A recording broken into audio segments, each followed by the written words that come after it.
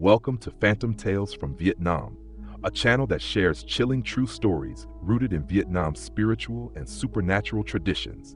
In today's video, we invite you to experience the story Selfishness, a haunting tragedy born from jealousy, betrayal, and the inescapable vengeance from the world beyond. In a peaceful rural village in central Vietnam, where red dirt roads weave through endless rice fields, there lived a small family, Mrs. Bong and her only son, Sun. His father had passed away early, and his mother worked tirelessly to raise him.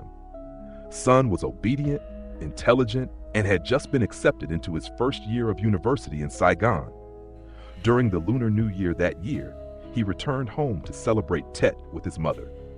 On the third day of Tet, after helping his mother with offerings, Sun invited his close friends, Tan, Hai, and a few others, to visit a nearby waterfall. It was a place seldom visited during the new year, since someone had once drowned there, but the group of young men excitedly encouraged one another to go and shake off bad luck. Though Sun was a good swimmer, he chose the deepest spot to jump in first. No one could have known that it would be the last time they saw him alive. As soon as Sun jumped in, the group heard a brief cry for help before he vanished beneath the cold water. Hai and Tan jumped in to search, but found nothing. Everyone panicked, shouting for help. Locals came to assist in the search, and it wasn't until the following afternoon that they found Sun's body wedged beneath a rock crevice.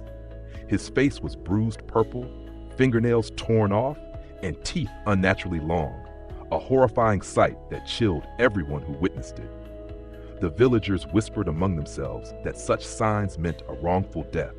When Mrs. Bong heard the news, it was as if she turned to stone. She collapsed in her front yard, screaming for her son. That night, she sat alone, incense burning before her, whispering prayers to her ancestors. If Sun had died with injustice or lingering resentment, she begged them to send her a dream, a sign, so she could help his spirit find peace. Right as she finished her prayer, her phone rang. The caller was her cousin Trao, informing her they had just found Sun's body. It felt as if some unseen force had already warned her in advance. The funeral took place under a heavy cloud of grief. That night, during preparations for the burial, a large black dog appeared at the front door, barking endlessly at the coffin. No one could chase it away. It growled ominously before disappearing into the darkness. An old man from the village, upon witnessing it, sighed deeply. He said that the dog had seen a spirit. That kind of barking meant the soul hadn't yet moved on. After the funeral, strange occurrences began happening in Mrs. Bong's home. The windows would swing open at night, even though she had locked them tight. The family altar tilted slightly on its own. Incense would burn halfway and suddenly extinguish. On some nights, she heard a faint voice calling behind her, softly saying, "Mother." She would turn around to find no one, but the oil lamp would flicker weakly as if about to go out. The strangeness didn't stop there. One evening, Cousin Trao came to help Mrs. Bong tidy up after the funeral. He happened to glance outside and froze in terror. He saw a silhouette at the gate, a figure wearing soccer shorts and a jersey with the number 10, just like Sun used to wear. The figure stood silently before turning and walking away. Too frightened to tell Mrs. Bong, Trao quietly lit incense and prayed that if Sun still had unfinished business, he should send dreams, not keep appearing to scare the living. Things escalated when San's two closest friends, Tan and Hai, started experiencing disturbing events. Hai constantly dreamed of Sun standing underwater, hands outstretched for help, eyes rolled back, blood oozing from his mouth. When he woke, his legs felt ice cold as if soaked in water for hours. Tan's case was even stranger. At first, he just suffered insomnia and fatigue, but soon he began seeing Sun everywhere. Walking past the schoolyard, he claimed to see Sun playing soccer alone. Once, while eating dinner, Tan suddenly froze, eyes wide open, and burst into eerie laughter like someone deranged, saying he had just scored a goal and asking if Sun saw it. Terrified, Tan's family admitted him to a psychiatric hospital. Doctors diagnosed trauma-induced psychosis, but his mother wasn't convinced. She took him to a famous spiritual healer in the neighboring province. The healer looked at Tan and, without needing to cast any lots, sighed heavily.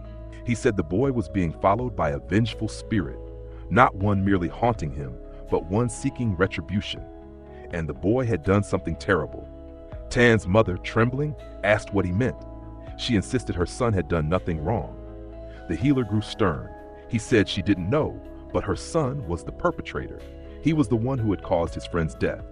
Driven by jealousy and rage, he had harmed Son. Now the ghost had returned to claim what was owed. On the way home, Tan's condition worsened. He scratched his arms and legs, bit his mother, and even ate dirt. He mumbled incoherently, pleading with Son to forgive him, saying he hadn't meant to do it. The whole village buzzed with rumors that Tan was either possessed or being dragged halfway into the spirit world by ghostly minions. One night, Tan's mother heard odd sounds from downstairs. When she went to check, she found Tan standing with his face pressed against the wall, hands glued to it as if stuck. He muttered about being pulled under and begged to stop being drowned. In desperation, she ran to Mrs. Bong's house and confessed everything through tears. On the day of the accident, just as Son jumped into the water, Tan saw his chance. Son had been dating Hong, the girl Tan had secretly loved for years. Blinded by jealousy and resentment, Tan had pushed Son's head underwater, pretending it was just playful roughhousing. But he didn't know the crevice Son swam into had a powerful undertow. Once someone lost breath there was no escape. Tan panicked afterward, but pretended to help search for Son like everyone else. He carried the weight of that guilt for days until Son's spirit returned seeking vengeance and the truth unraveled. Mrs. Bong collapsed upon hearing the truth.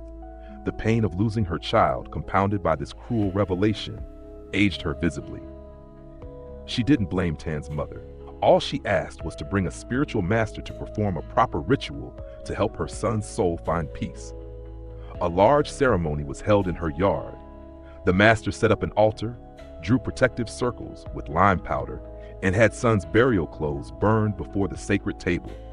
While chanting mantras, he called out to the spirit, asking if any injustice remained, to show itself so the living could right the wrongs.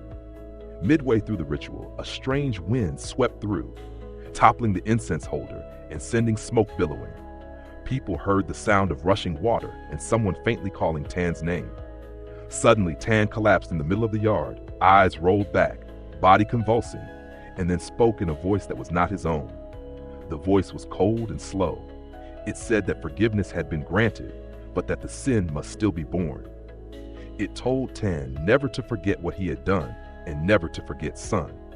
After the ceremony, Tan regained consciousness, but his memory was fuzzy. He lived like a lost soul, never stepping outside, always clinging to a prayer bead necklace like a protective charm. That story was passed down among villagers every Tet holiday. They warned each other to stay away from the waterfall, not just because of its dangerous current, but because a young soul still lingered there. A restless spirit, once wronged, had returned to seek justice. As for Mrs. Bong, she continued living alone in her small house. Every night she lit incense for her son. On Son's altar, there was always a bowl of plain rice and a pair of chopsticks standing upright, an offering for her son's spirit to return and have one final peaceful meal. Thank you for visiting Phantom Tales from Vietnam and listening to our story. We truly appreciate your time and support. If you enjoyed this tale, don't forget to like, share, and subscribe for more haunting stories rooted in Vietnamese spiritual folklore. See you in the next tale.